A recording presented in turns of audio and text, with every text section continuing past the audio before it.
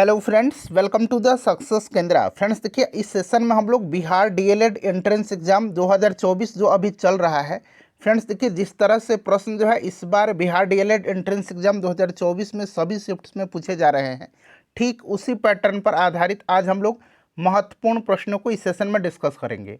और देखिए, हमारे वीडियो से प्रत्येक शिफ्ट में 3 से 4 प्रश्न जो है पूछे जा रहे हैं, इसलिए बड़ा ही इंपॉर्टेंट यह सेशन है आपके लिए। और यही पैटर्न है इस बार बिहार डीएलएड एंट्रेंस एग्जाम 2024 में प्रश्न पूछने का। जिनका भी नेक्स्ट शिफ्ट में पेपर है वो लोग इस सेशन को ध्यानपूर्वक देखिएगा, काफ़ी हेल्प मिलने वाला है इससे आपको। और फ्रेंड्स देखिए, हमारे चैनल के माध्यम से बीपीएससी शिक्षक भर्ती परीक्षा की भी तैयारी कराई जाती है। अगर आप डीएलएड एंट्रेंस एग्जाम क्लियर कर लेते हैं, आपका जब डीएलएड कंप्लीट हो जाएगा तो आप शिक्षक भर्ती परीक्षा भी दे सकते हैं। तो अभी से चैनल से जुड़ जाइए, तैयारी बेहतरीन तरीके से कराई जाएगी।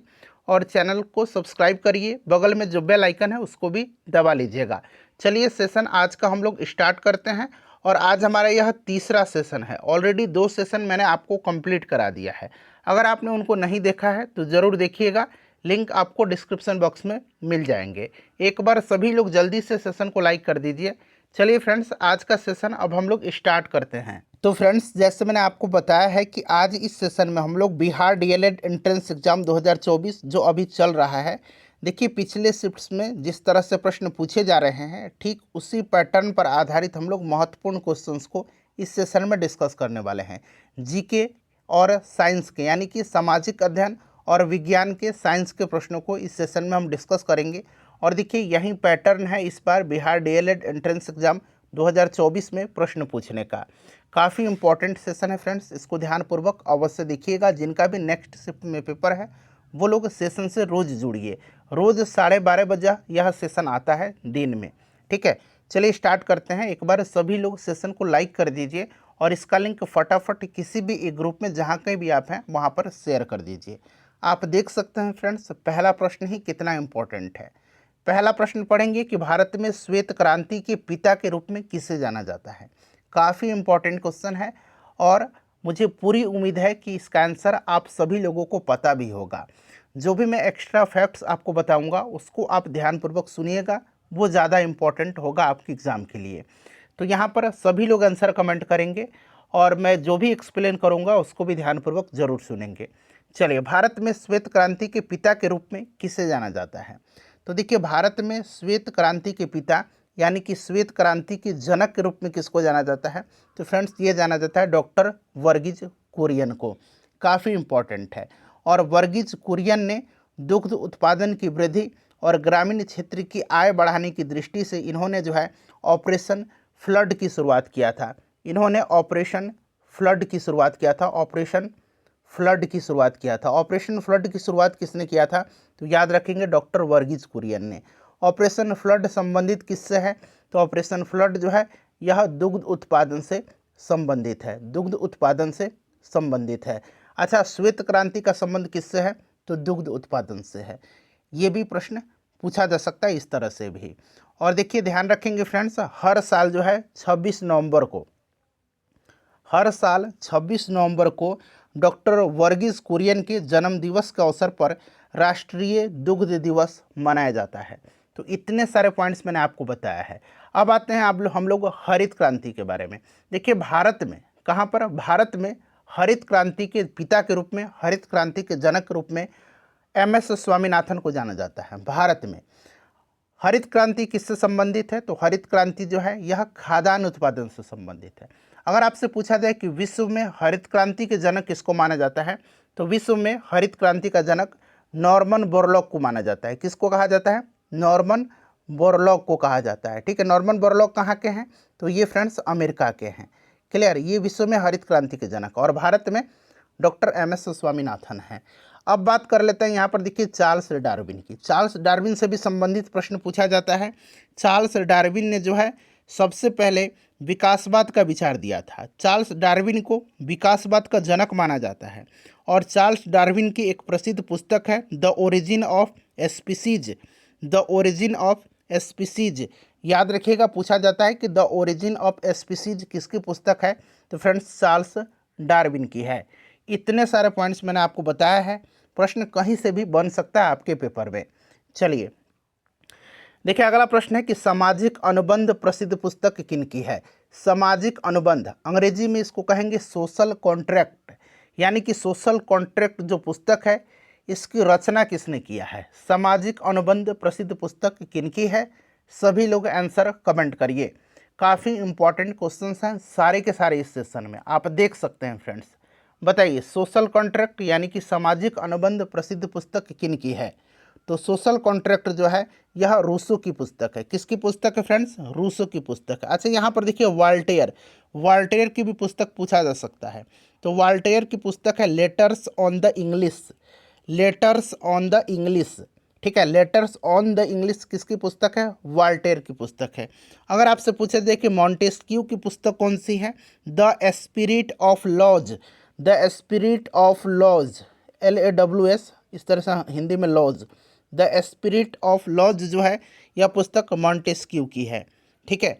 तो ये सभी पॉइंट्स आप जरूर याद रखिएगा, ठीक है ना। देखिए, भारत के संविधान के अनुसार निम्नलिखित में कौन स्वतंत्रता के अधिकार में शामिल नहीं है। स्वतंत्रता के अधिकार की बात करते हैं तो सबसे पहले जान लीजिए, पहले तो इसका आप आंसर कमेंट करिए, फिर मैं आपको इसके बारे में डिटेल में बताता हूँ। देखिए, भारतीय संविधान में जो है 6 तरह की स्वतंत्रता का अधिकार वर्णित है। किस अनुच्छेद में, तो अनुच्छेद 19 में, 19 में। कितने तरह के स्वतंत्रता का अधिकार, तो ये 6 तरह के स्वतंत्रता का अधिकार हैं, ठीक है। भाषण और अभिव्यक्ति की स्वतंत्रता, शांति से और बिना हथियारों की सभा करने का। तीसरा, संघ या संगठन बनाने का। चौथा, भारत में पूरे क्षेत्र में स्वतंत्र रूप से भ्रमण करने का। पांचवा, भारत के किसी भी क्षेत्र में किसी भी हिस्से में रहने और बसने का। और छठा जो है, किसी पेशे को करने, यानी कि कोई भी रोजगार कर सकते हैं, किसी भी व्यवसाय व्यापार आजीविका को आप अपना सकते हैं, इसकी स्वतंत्रता है। तो यहाँ पर बताइए राइट आंसर क्या होगा कि कौन सा जो है इसमें से स्वतंत्रता का अधिकार में शामिल नहीं है, बताइए। तो देखिए, सशस्त्र धारण करने की स्वतंत्रता, यह भारत के संविधान में वर्णित स्वतंत्रता का अधिकार में शामिल नहीं है। जैसे कि मैंने आपको बताया है, ये 6 स्वतंत्रता का अधिकार हैं आर्टिकल 19 में। तो यहाँ पर देखिए option number B right answer हो जाएगा, ठीक है। चलिए, उसके बाद नेक्स्ट क्वेश्चन है कि जल प्रदूषण को मापने के लिए कौन सा परीक्षण किया जाता है।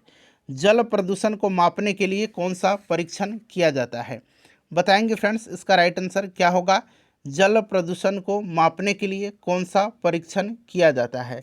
तो देखिए, जल प्रदूषण को मापने के लिए जो है कौन सा परीक्षण किया जाता है, सभी लोग इसका आंसर कमेंट करिए। जल प्रदूषण को मापने के लिए कौन सा परीक्षण किया जाता है, सभी लोग इसका आंसर कमेंट करिए। सबको देखिए आंसर कमेंट करना है। जल प्रदूषण को मापने के लिए BOD यानी कि बायोकेमिकल ऑक्सीजन डिमांड, बायोकेमिकल जैव रासायनिक ऑक्सीजन डिमांड, ऑक्सीजन मांग, BOD, ठीक है ना, BOD टेस्ट जो है किया जाता है। क्लियर, इसको आप याद रखिएगा। प्रश्न पूछा जाएगा कि BOD टेस्ट किसके परीक्षण में किया जाता है, तो जल प्रदूषण का, ठीक है। बायोकेमिकल ऑक्सीजन डिमांड इसका नाम होता है। क्लियर, तो ये सब आप याद रखिएगा, काफ़ी इंपॉर्टेंट है आपके एग्जाम के दृष्टिकोण से। ऑप्शन ए राइट आंसर होगा इसका। सेशन पसंद आ रहा है तो प्लीज़ एक बार लाइक कर दीजिए फ्रेंड्स। देखिए, श्वेत प्रकाश जब प्रिज्म से होकर के गुजरता है तो जो रंग सबसे अधिक विचलित होता है वह रंग कौन सा है। तो अभी मैंने आपको बताया था कल ही वाले सेशन में कि जब प्रिज्म से, ये प्रिज्म है, श्वेत प्रकाश को जब गुजारा जाता है तो ये श्वेत प्रकाश 7 रंग में विभक्त हो जाता है। कितने रंग में, तो ये 7 रंग में, ठीक है ना, ये 7 रंग में विभक्त हो जाता है। देखिए, सबसे ज़्यादा इसमें तरंग दैर्ध्य किसका होता है, तो लाल का होता है। सबसे कम किसका होता है, तो ये बैंगनी का होता है। तो मैंने आपको बताया था कि जिसका तरंग दैर्ध्य सबसे ज़्यादा होगा उसका विचलन सबसे कम होगा, और जिसका भी तरंग दैर्ध्य सबसे कम होगा उसका विचलन सबसे अधिक होगा। यानी कि इसमें से अगर हम बात करते हैं तो विचलन सबसे अधिक जो होगा वो बैंगनी का होगा, चूँकि बैंगनी का तरंग दैर्ध्य सबसे कम है। वहीं प्रश्न पूछ लेता कि सबसे कम विचलन किसका होता है, तो सबसे कम विचलित लाल होता, क्योंकि लाल का तरंग दैर्ध्य सबसे अधिक होता है। चलिए, देखिए, अगर किसी वस्तु का विस्थापन समय के वर्ग का समानुपाती है तो वस्तु गति कर रही है। बताइए, वस्तु का विस्थापन समय के वर्ग के समानुपाती है, समय के वर्ग के समानुपाती है, यानी कि विस्थापन जो है, डिस्प्लेसमेंट जो है, यह समय के वर्ग के क्या है, समानुपाती है। तो वस्तु गति कर रही है। तो देखिए फ्रेंड्स, इससे क्या है कि वस्तु का त्वरण नियत होता है और इसीलिए यह वस्तु एक समान त्वरण से यानी कि यूनिफॉर्म एक्सेलरेशन से गति कर रही है। ठीक है ना, एक समान त्वरण से यानी कि यूनिफॉर्म एक्सेलरेशन से। यहाँ पर right answer option number D हो जाएगा। चलिए उसके बाद देखिए, अखिल भारतीय किसान सभा का गठन कब हुआ था? अखिल भारतीय किसान सभा का गठन कब किया गया था? तो देखिए, अखिल भारतीय किसान सभा का गठन जो है यह किया गया था 1936 में। कहाँ पर? तो लखनऊ में हुआ था। और किसने इसकी स्थापना किया था? तो स्वामी सहजानंद सरस्वती जी ने किया था। और स्वामी सहजानंद सरस्वती इन्होंने ही इसकी अध्यक्षता किया था, पहले अध्यक्ष थे। और एन जी रंगा जो थे, एन जी रंगा ये इसके क्या बने थे? तो फ्रेंड्स, एन जी रंगा को क्या बनाया गया था? सचिव बनाया गया था अखिल भारतीय किसान सभा का। और स्वामी सहजानंद सरस्वती को भारत में किसान आंदोलन का जनक माना जाता है, ये भी आप याद रखिएगा। ठीक है, चलिए उसके बाद देखिए, राज्यसभा के सदस्य का कार्यकाल कितने वर्ष का होता है? प्रश्न को थोड़ा ध्यान से पढ़िएगा। ठीक है ना, देखिए राज्यसभा के सदस्य का अगर इस तरह से प्रश्न पूछ देता है कि राज्यसभा का कार्यकाल कितने वर्ष का होता है, तो पहले आप इसका आंसर बताइए। ठीक है, आप लोग इसमें से इस तरह से अगर प्रश्न पूछता तो आंसर क्या होता है? एक और ऑप्शन जोड़ लीजिए, ऑप्शन ई, इनमें से कोई नहीं, इनमें से कोई नहीं। ठीक है ना, नन ऑफ द अबव बताइए, या नन ऑफ दिस बताइए राइट आंसर क्या होगा। सभी लोग पहले आंसर कमेंट करिए। तो देखिए, राज्यसभा का कार्यकाल कितने वर्ष का होता है? तो इसका राइट आंसर ऑप्शन ई होगा। क्यों? तो क्योंकि राज्यसभा एक अस्थाई सदन होता है, कभी भी भंग नहीं हो सकता है। ठीक है ना, तो इसका कोई कार्यकाल ऐसा निर्धारित है ही नहीं। लेकिन वही प्रश्न जब राज्यसभा के सदस्य का कार्यकाल पूछा जाता है तो राज्यसभा के सदस्य का कार्यकाल 6 वर्ष का होता है, 6 वर्ष का होता है, आपको भी याद होगा। और देखिए फ्रेंड्स, इसके 1/3 सदस्य जो है, 1/3 सदस्य जो है प्रत्येक 2 वर्ष पर जो है सेवानिवृत्त होते हैं। ठीक है, इसको आप याद रखिएगा। राज्यसभा का सदस्य बनने के लिए न्यूनतम आयु सीमा कितनी होनी चाहिए? तो 30 वर्ष होनी चाहिए। और लोकसभा के लिए 25 वर्ष होना चाहिए। लोकसभा के सदस्य का कार्यकाल 5 वर्ष का होता है। चलिए उसके बाद देखिएगा कि इनमें से कौन व्यावसायिक खेती नहीं है? कौन सा इसमें से व्यावसायिक खेती नहीं है? बताइए, व्यावसायिक खेती इसमें से कौन सा नहीं होगा? तो देखिए, इसमें से व्यावसायिक खेती जो है यह आपका ऑर्गेनिक जो आपका फार्मिंग होता है ना, ऑर्गेनिक फार्मिंग यानी कि कार्बनिक खेती, जिसको हम लोग बोलेंगे जैविक खेती बोलेंगे, यह एक व्यावसायिक खेती नहीं है। ठीक है ना, ऑर्गेनिक से अब जब आप उत्पादन करेंगे तो उत्पादन बहुत ही लिमिट में होता है, बहुत ज़्यादा उत्पादन नहीं होगा ऑर्गेनिक तरीके से, तो इसीलिए यह व्यावसायिक नहीं हो सकता है। ठीक है ना, तो यहाँ पर कार्बनिक राइट आंसर होगा। बाकी देखिए, वाणिज्यिक अनाज, मिश्रित वृक्षारोपण, ये सब आपके व्यावसायिक के अंतर्गत आ जाएंगे। लेकिन जो आपका ऑर्गेनिक है, कार्बनिक है, जैविक खेती है, ये आपका व्यावसायिक स्तर पर नहीं है अभी। चलिए उसके बाद नेक्स्ट क्वेश्चन है कि भाखड़ा नांगल परियोजना किस नदी पर स्थित है? भाखड़ा नांगल परियोजना जो है किस नदी पर? अच्छा, हीराकुंड परियोजना जो है किस पर है? यह हीराकुंड बांध कहिए, बताइए पहले इसका राइट आंसर क्या होगा। तो भाखड़ा जो है यह आपके कहाँ पर है फ्रेंड्स? सतलज नदी पर है। सतलज राइट आंसर हो जाएगा। और इस परियोजना से हिमाचल प्रदेश, पंजाब, हरियाणा, राजस्थान ये सब राज्य लाभान्वित होते हैं। तो ऑप्शन यहाँ पर ए राइट आंसर हो जाएगा। हीराकुंड जो है ये उड़ीसा में है और यह किस नदी पर है फ्रेंड्स? हीराकुंड महानदी पर है। ठीक है, हीराकुंड बांध। चलिए, राज्य पुनर्गठन आयोग की स्थापना। अब प्रश्न जरा ध्यान से पढ़ेंगे। राज्य पुनर्गठन आयोग और राज्य पुनर्गठन अधिनियम, दो तरह से प्रश्न बन सकता है। ठीक है ना, तो सबसे पहले तो आप बताइए कि राज्य पुनर्गठन आयोग की स्थापना कब की गई थी? राज्य पुनर्गठन आयोग की स्थापना कब किया गया था?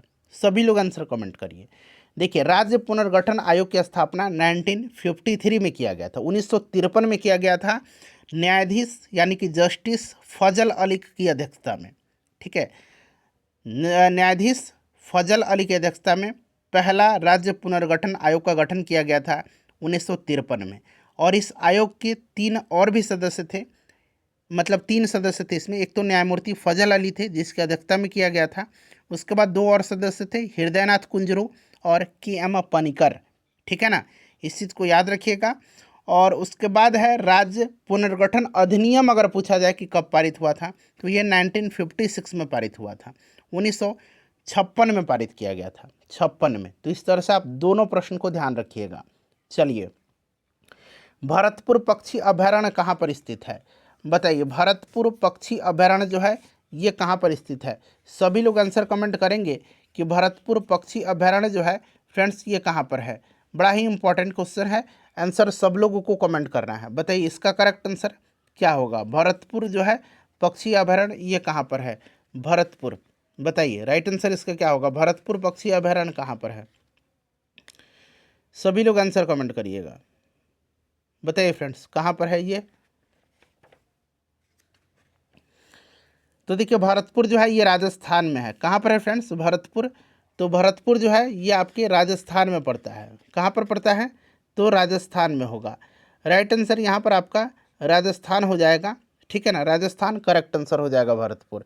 अच्छा, अगर आपसे पूछा जाए कि बिहार में, तो बिहार में आपको नागी नकटी पक्षी अभयारण्य याद रखना है। नागी नकटी, नागी या नकटी, ठीक है ना, ये कहाँ पर है? जमुई में है। सरयामन पक्षी अभयारण्य ये आपके बेतिया में है, पश्चिम चंपारण में है। तो इस तरह से आप याद रखते हैं। गोगाबिल जो है, गोगाबिल कटिहार में है, ठीक है। चलिए फ्रेंड्स, नेक्स्ट क्वेश्चन है कि निम्नलिखित में से कौन एक अपतटीय तेल क्षेत्र है? अपतटीय तेल क्षेत्र इसमें से कौन सा है? बताएंगे इसका राइट आंसर क्या होगा? अपतटीय तेल क्षेत्र इसमें से सभी लोग आंसर कमेंट करिएगा, इसका राइट आंसर क्या होगा? तो देखिए अपतटीय तेल क्षेत्र जो है ना, इसमें से आपका कौन सा है? इसमें से तो मुंबई हाई है। मुंबई हाई अपतटीय तेल क्षेत्र है, ठीक है। दिग्बोई कहाँ पर है? दिग्बोई असम में है, याद रखिएगा, बड़ा इंपॉर्टेंट। सबसे पुराना तेल शोधक कारखाना है, असम में है। अंकलेश्वर और कलोल ये दोनों कहाँ पर हैं? ये गुजरात में है, ठीक है ना, ये गुजरात में है, दोनों गुजरात में। तो ये सब आप ध्यान रखिएगा, प्रश्न इस तरह से पूछा जाएगा कि कौन कहाँ पर है, तो इस तरह से आपको याद रखना है, ठीक है ना। चलिए अगला प्रश्न है कि इंग्लैंड में गौरवपूर्ण क्रांति, अंग्रेजी में इसको बोलेंगे ग्लोरियस रिवॉल्यूशन, ठीक है ना, अंग्रेजी में इसको ग्लोरियस रिवॉल्यूशन बोलेंगे और हिंदी में इसको गौरवपूर्ण क्रांति बोलेंगे। बताइए कहाँ पर हुई थी? अगर पूछा जाए गौरवपूर्ण क्रांति तो याद रखिएगा इंग्लैंड में। प्रश्न ऐसे भी बन सकता है कि गौरवपूर्ण क्रांति कहाँ पर हुई थी, तो आपको इंग्लैंड में हुई थी, ठीक है। अच्छा, एक गुलाबों का युद्ध है, गुलाबों का युद्ध, ये कहाँ पर हुआ था? वार ऑफ रोजेज, ये भी इंग्लैंड में ही हुआ था। बताइए राइट आंसर क्या होगा? गौरवपूर्ण क्रांति कब हुई थी? तो फ्रेंड्स यह 1688 में हुई थी, 1688 में। बड़ा इंपॉर्टेंट क्वेश्चन है। चलिए उसके बाद देखिएगा कि कौन सा लेंस अपसारी लेंस भी कहलाता है? अपसारी लेंस, ठीक है ना, अपसारी लेंस कहलाता है। बताइए कौन सा लेंस इसमें से अपसारी लेंस कहलाता है? राइट आंसर इसका क्या होगा? सोच समझ के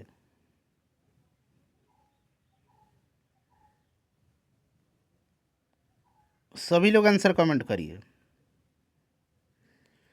तो देखिए इसमें से अपसारी लेंस जो कहा जाता है ना, ये कहा जाता है अवतल लेंस को। किसको? अवतल लेंस को।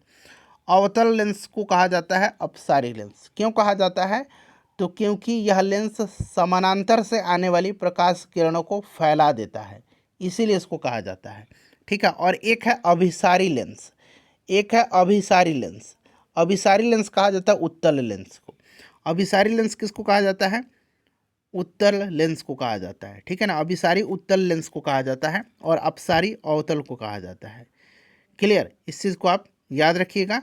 चलिए नेक्स्ट क्वेश्चन है कि विटेकर द्वारा प्रस्तावित वर्गीकरण जगत यानी कि किंगडम के अंतर्गत आते हैं। तो मैंने आपको बताया था कि विटेकर ने जो है 1969 में जो है 5 जगत वर्गीकरण का सिद्धांत दिया था। 5 जगत वर्गीकरण का सिद्धांत विटेकर ने दिया था, मैंने आपको बताया था ना। और इन 5 जगत में कौन कौन से आता है? तो मोनेरा, प्रोटिस्टा, फंजाई, प्लांटी और एनिमेलिया। पूछा गया कि किसके अंतर्गत आते हैं, इसमें से कौन से हैं? तो देखिए Plantae, animalia, Monera, protista, fungi सभी आएंगे, ठीक है। चलिए उसके बाद देखिए हीलियम के परमाणु के एल कक्षा में कितने इलेक्ट्रॉन उपस्थित हैं? हीलियम के परमाणु के एल कक्षा में, तो देखिए हीलियम की परमाणु संख्या कितना है? एटॉमिक नंबर इसका 2 होता है, ये चीज़ पहले से पता है। इलेक्ट्रॉनिक विन्यास इसका कितना होगा? तो 2 ही होगा, और इसके के सेल में सिर्फ पाया जाता है ये 2 इलेक्ट्रॉन। ठीक है, दूसरी कक्षा में हीलियम, दूसरी कक्षा जो है वो हीलियम में मौजूद ही नहीं है, इसीलिए हीलियम परमाणु के एल कक्षा में जो है 0 इलेक्ट्रॉन होगा। क्लियर। चलिए देखिए, पेड़ पौधे के विकास के लिए कौन सी हवा जरूरी है? पेड़ पौधे के विकास के लिए कौन सी हवा जो है ये जरूरी है, बताइए। राइट आंसर इसका क्या होगा? करेक्ट आंसर इसका क्या होगा? तो देखिए, कार्बोहाइड्रेट के संश्लेषण के लिए पेड़ पौधे प्रकाश संश्लेषण की क्रिया करते हैं, ठीक है ना। और प्रकाश संश्लेषण की क्रिया वायुमंडल से कार्बन डाइऑक्साइड को प्राप्त करते हैं, अतः पेड़ पौधे को विकास के लिए इसमें से सबसे ज़्यादा जरूरी जो है ये आपका CO2 है, कार्बन डाइऑक्साइड है। ठीक है, चलिए उसके बाद देखिए, भूमंडलीकरण शब्द जो है, भूमंडलीकरण, इसका इजाद किसने और कब किया था? भूमंडलीकरण शब्द का इजाद जो है किसने और कब किया था? चलिए बताएंगे इसका करेक्ट आंसर क्या होगा फ्रेंड्स, सभी लोग आंसर कमेंट करिए। तो देखिए, भूमंडलीकरण शब्द का इजाद किया था जॉन विलियमसन ने। जॉन विलियमसन ने 1990 में किया था। ठीक है, इंपॉर्टेंट क्वेश्चन है, इसको याद रखिएगा, और ये बिहार स्टेट में भी ऑलरेडी पूछा जा चुका प्रश्न है, तो हो सकता है कि आपसे में DLED में भी ये पूछ लिया जाए। ठीक है, अच्छा, भूमंडलीकरण है क्या? अंतर्राष्ट्रीय व्यापार, निवेश और सूचना प्रौद्योगिकी के माध्यम से विश्व के विभिन्न देशों के बीच सामाजिक, सांस्कृतिक और आर्थिक जो आपके अंतर क्रिया हैं और एकीकरण है, उसी की प्रक्रिया को भूमंडलीकरण कहा जाता है। चलिए, लोकतंत्र के विकास के तीसरे चरण में किस विचार को मान्यता मिली थी? लोकतंत्र के विकास के तीसरे चरण में किस विचार को मान्यता मिली थी, बताइए। राइट आंसर इसका क्या होगा? सभी लोग आंसर कमेंट करिएगा, चारों ऑप्शन आपको दिख रहे हैं। तो देखिए, लोकतंत्र के विकास के तीसरे चरण में राजनीतिक समानता के साथ साथ आर्थिक जो समानता है उसको मान्यता मिली। तो ऑप्शन नंबर डी इसका राइट आंसर हो जाएगा, option number D correct answer होगा इसका। देखिए, खाली स्थान दिया गया है और उसमें पूछा जा रहा है आपसे कि समाचार पत्रों, पुस्तकों, नाटकों और गीतों में कही गई बातों को नियंत्रित करने के लिए सेंसरशिप कानून लागू किया और स्वतंत्रता एवं आज़ादी के विचारों को प्रतिबंधित किया। किसके शासन ने, बताइए। राइट आंसर इसका क्या होगा? तो देखिए, जो रूढ़िवादी थे, ठीक है ना, जो रूढ़िवादी थे उन्होंने ही 1815 में यूरोप में जो है इस तरह की प्रतिबंध सेंसर कानून लागू किया था, और स्वतंत्रता जो और आज़ादी के जो विचार हैं उसको इन्होंने प्रतिबंधित किया था रूढ़िवादियों ने। किसने? रूढ़िवादियों ने। ठीक है, देखिए, इनमें से कौन सबसे अधिक सक्रिय धातु है? देखिए, इसमें से सबसे अधिक सक्रिय धातु पूछा गया है। ठीक है, बताइए राइट आंसर इसका क्या होगा, बताइए राइट आंसर क्या होगा। तो देखिए, सबसे अधिक इसमें से अगर हम सक्रिय की बात करते हैं, अच्छा, सबसे अधिक आपसे पूछा जाए, इनमें से ना पूछ करके सिर्फ आपसे पूछा जाए कि सबसे अधिक सक्रिय धातु कौन सी है, तो सबसे अधिक सक्रिय धातु जो है आपको याद रखना है फ्रेंड्स, ये आपकी कौन सी धातु है? तो फ्रेंड्स, ये आपका सबसे ज़्यादा सक्रिय जो है ये आपका सीजियम है। कौन सी धातु है? सीजियम सबसे ज़्यादा सक्रिय धातु है, सीजियम सबसे ज़्यादा सक्रिय है। सीजियम के बाद कौन सा है? तो फ्रांसियम है। सीजियम के बाद फ्रांसियम है। फ्रांसियम के बाद कौन सा है? तो रूबिडियम है, रूबिडियम। ठीक है ना, फ्रांसियम के बाद रूबिडियम है। रूबिडियम के बाद पूछा जाए तब पोटेशियम है, तब सोडियम है। ठीक है, सबसे ज़्यादा सीजियम यानी कि इसका सिंबल CS है। ठीक है, उसके बाद फ्रांसियम, उसके बाद रूबिडियम, फिर आपका पोटेशियम और फिर आपका सोडियम। ठीक है ना, तो इस तरह से यहाँ पर आप देख सकते हैं सबसे ज़्यादा रूबिडियम होगा। ठीक है, सबसे ज़्यादा सीजियम, फ्रांसियम, फिर रूबिडियम। तो सीजियम तो है नहीं ऑप्शन में, फ्रांसियम भी नहीं है, रूबिडियम है, तो ये रूबिडियम होगा। चलिए, रसोई घर के बाहर भी गर्म भोजन का गंध किस प्रक्रिया के कारण जाता है? बताइए राइट आंसर इसका क्या होगा। रसोई घर के बाहर भी गर्म भोजन का जो सुगंध है यह प्रक्रिया हवा में फैलने लगती है, किसके कारण से? बताइए राइट आंसर इसका क्या होगा। तो इसका करेक्ट आंसर डिफ्यूजन होगा, यानी कि विसरण के कारण होता है ऐसा, विसरण के कारण। ठीक है, चलिए उसके बाद देखिए, कीटनाशक आमतौर पर जो है किस पर कार्य करते हैं? कीटनाशक जो हैं ये आमतौर पर किस पर कार्य करते हैं? बताइए राइट आंसर इसका क्या होगा,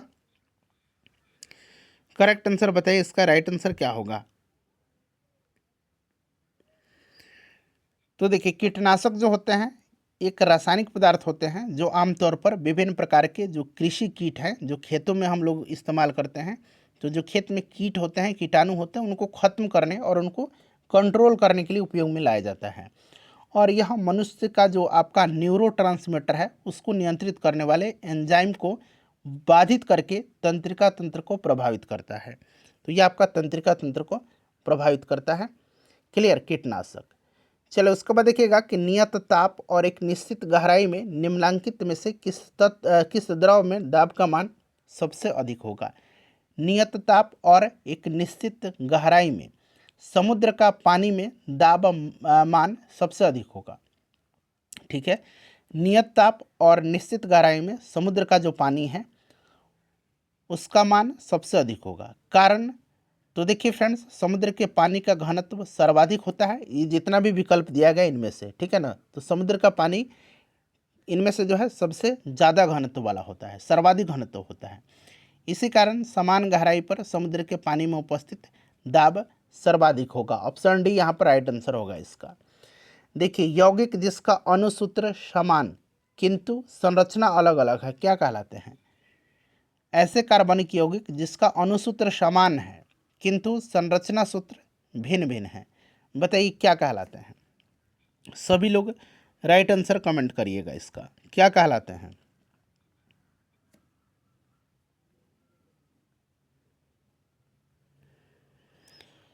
तो देखिए, इसको कहा जाता है आइसोमर। ऐसे कार्बनिक यौगिक जिनका अणुसूत्र समान है किंतु संरचना सूत्र भिन्न भिन्न होता है उनको हम लोग आइसोमर बोलते हैं, यानी कि समअवयवी बोलते हैं।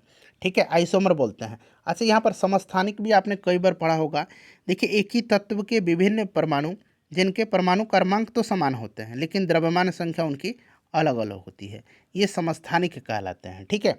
चलिए, राइबोसोम किसके लिए केंद्र स्थल है। राइबोसोम बताइए,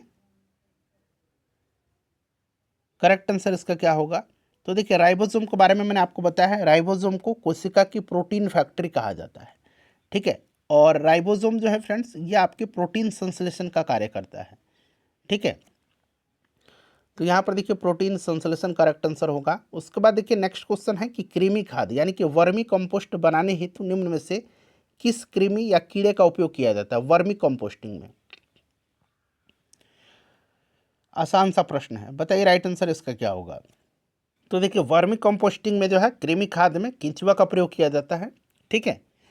चलिए, अगला प्रश्न है कि लोकसभा में अनुसूचित जातियों के लिए कितना सीट आरक्षित है। अनुसूचित जाति पूछा गया, अनुसूचित जनजाति भी पूछा जाता है, दोनों याद रखिएगा, दोनों मैं बताऊंगा आपको। तो देखिए, अनुसूचित जाति के लिए पूछा गया है तो 84 होगा, अनुसूचित जनजाति पूछेगा तो 47 होगा। और अगर दोनों को मिलाकर के पूछा जाए कि कितनी सीटें जो हैं आरक्षित हैं तो 84 और 47 जोड़िएगा तो आपका 7 4 11 हासिल एक आया, 8 4 12 और 1 13, यानी कि 131 सीट यहाँ पर दिया भी गया है। ठीक है। चलिए, पारादीप पतन जो है ये किस राज्य में है। पारादीप पतन जो है ये किस राज्य में है। तो पारादीप जो है फ्रेंड्स ये कहाँ पर है, उड़ीसा में है। पारादीप कहाँ पर है, उड़ीसा में है। ठीक है, याद रखिएगा। चलिए, उसके बाद नेक्स्ट क्वेश्चन हमारा कि किस संधि के द्वारा अमेरिकी स्वतंत्रता संग्राम को मान्यता मिली थी। अमेरिकी स्वतंत्रता संग्राम को मान्यता मिली थी। अमेरिकी स्वतंत्रता, इस तरह से प्रश्न पूछा जाता है कि अमेरिकी स्वतंत्रता की घोषणा किस सिद्धांत पर आधारित थी। एक प्रश्न तो ऐसे कई बार पूछा जाता है कि अमेरिकी स्वतंत्रता की घोषणा किस सिद्धांत पर आधारित थी। तो ये किस सिद्धांत पर आधारित थी, नागरिक अधिकार के सिद्धांत पर आधारित थी अमेरिका स्वतंत्रता की घोषणा, नागरिक अधिकार की। इस तरह से आप एक प्रश्न याद रखिएगा। अच्छा, ये जो प्रश्न पूछा गया किस संधि के द्वारा अमेरिकी स्वतंत्रता संग्राम को मान्यता मिली थी, तो ये संधि थी पेरिस की संधि। कौन सी संधि थी, पेरिस की संधि थी। पेरिस की संधि 1783 में हुई थी और इसी के तहत जो है अमेरिकी स्वतंत्रता संग्राम का अंत हुआ था। ठीक है, इस चीज़ को आप याद रखिएगा, काफ़ी इंपॉर्टेंट क्वेश्चन है। क्लियर। चलिए, अब हम लोग अगला प्रश्न करेंगे। नेक्स्ट क्वेश्चन है हमारा फ्रेंड्स, यहाँ पर आप ध्यान दीजिएगा। हाँ, कि देखिए तारीख़ दाऊदी नामक पुस्तक के लेखक कौन है। तारीख़ दाऊदी नामक पुस्तक के लेखक कौन है, बताइए राइट आंसर इसका क्या होगा। तारीख़ दाऊदी नामक पुस्तक के लेखक कौन है, सभी लोग आंसर कमेंट करिएगा। तारीख़ दाऊदी को लिखा है अब्दुल्ला ने। किसने लिखा है फ्रेंड्स, अब्दुल्ला ने लिखा है। तारीख़ दाऊदी को किसने लिखा है, तो आप याद रखिएगा अब्दुल्ला ने लिखा है। तारीख़ दाऊदी, ठीक है, काफ़ी इंपॉर्टेंट है तारीख़ दाऊदी। अब्दुल्ला ने लिखा है, ठीक है, अब्दुल्ला ने लिखा है। राइट आंसर ऑप्शन नंबर यहाँ पर ए होगा। कौन सा होगा फ्रेंड्स? तो ऑप्शन नंबर ए होगा। यहाँ पर देखिए अब्दुल्ला राइट आंसर हो जाएगा, तारीख़ दाऊदी के लेखक, ठीक है। और यह पुस्तक जहांगीर के शासनकाल में लिखी गई थी और इसमें दिल्ली के जो शासक बहलोल लोदी है वहाँ से लेकर के अफगान शासकों तक का जिक्र है। चलिए, यंग इंडिया किसकी पत्रिका है? यंग इंडिया जो है ये पत्रिका, आसान क्वेश्चन है, यंग इंडिया जो है ये महात्मा गांधी जी ने लिखा है, महात्मा गांधी जी ने लिखा है यंग इंडिया, ठीक है। चलिए, उसके बाद देखिए नाजी पार्टी का प्रतीक चिन्ह क्या था? नाजी पार्टी की स्थापना हिटलर ने किया था। और देखिए नाजी पार्टी का जो प्रतीक चिन्ह था ये आपका स्वास्तिक का चिन्ह था, स्वास्तिक का चिन्ह था, ठीक है ना, स्वास्तिक का चिन्ह था, स्वास्तिक का चिन्ह था। ऑप्शन नंबर यहाँ पर स्वास्तिक हो जाएगा, ऑप्शन नंबर बी। चलिए, उसके बाद देखिए चूड़ामन राय किस विद्रोह से संबंधित हैं? चूड़ामन राय जो है ये किस विद्रोह से संबंधित हैं? तो देखिए चूड़ामन राय का संबंध जो है ये चेरो विद्रोह से है, चेरो विद्रोह से संबंधित है चूड़ामन राय, ठीक है। चूड़ामन राय चेरो विद्रोह से संबंधित है। 1813 में चेरो विद्रोह इसी के आसपास हुआ था। क्लियर, इस चीज़ को आप याद रखिएगा। और ये चेरो विद्रोह जो हुआ था फ्रेंड्स ये आपका बिहार के पलामू क्षेत्र में चेरो विद्रोह। चलो, उसके बाद देखिए कौन सा ऊर्जा का स्रोत अनवीकरणीय है, यानी कि नॉन रिन्यूएबल है? अनवीकरणीय इसमें से आपका कौन सा है बताइए, इंपॉर्टेंट क्वेश्चन है। तो देखिए इसमें से कोयला जो है ये अनवीकरणीय है, बाकी सारे नवीकरणीय हैं, बाकी सारे क्या हैं? नवीकरणीय हैं, ठीक है ना, यानी कि रिन्यूएबल एनर्जी सोर्सेस हैं। चलिए, काली मिट्टी का दूसरा नाम क्या? अच्छा, काली मिट्टी में जो कपास की खेती सबसे ज़्यादा होती है, यानी कि कपास की खेती के लिए सबसे उपयुक्त मिट्टी कौन सी है? तो फ्रेंड्स याद रखेंगे ये काली मिट्टी है। अच्छा, काली मिट्टी की बात करते हैं तो काली मिट्टी को रेगुर मिट्टी भी कहा जाता है, तो ये पूछा गया रेगुर मिट्टी। और स्वतः जुताई योग्य मिट्टी भी इसको कहा जाता है और इसका विस्तार दक्षिण भारत में पाया जाता है, ठीक है। सबसे ज़्यादा बात करें तो महाराष्ट्र में होता है, गुजरात में भी पाया जाता है, कर्नाटक, तमिलनाडु, आंध्र प्रदेश, यहाँ पर ये पाया जाता है। चलिए नेक्स्ट क्वेश्चन करेंगे। अगला प्रश्न है हमारा कि भारत में संप्रभु कौन है? भारत में संप्रभु कौन है फ्रेंड्स? इसका आंसर आप मुझे कमेंट करके बताइएगा कि भारत में संप्रभु कौन है, ठीक है।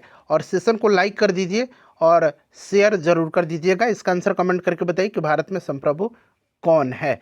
चलिए लाइक करिए, सेशन को शेयर कर दीजिए प्लीज।